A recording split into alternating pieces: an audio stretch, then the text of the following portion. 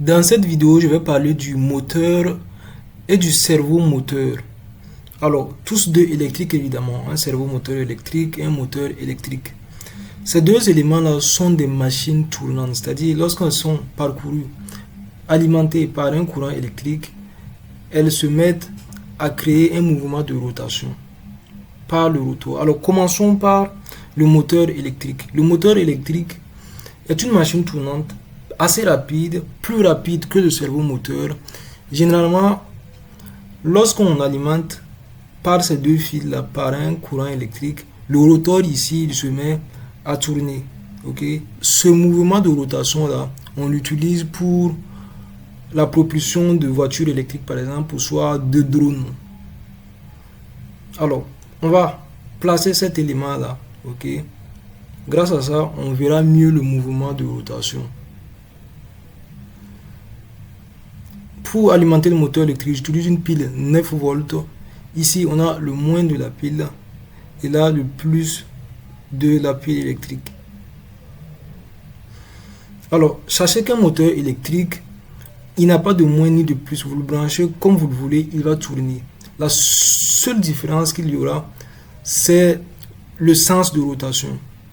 Alors, soit il va tourner vers la gauche, soit il va tourner vers la droite en fonction de la polarité, en fonction de comment vous l'avez branché. Là, on va brancher le plus du moteur au plus de la pile et l'autre fil de l'autre côté au moins de la pile. Et vous verrez le sens de rotation.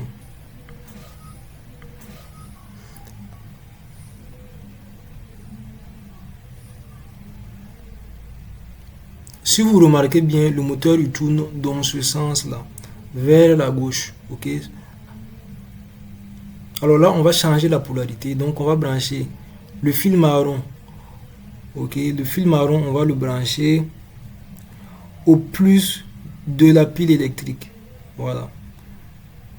Et cette fois-ci, le fil rouge au moins de la pile électrique. Voilà. Vous verrez que le sens de rotation il va changer.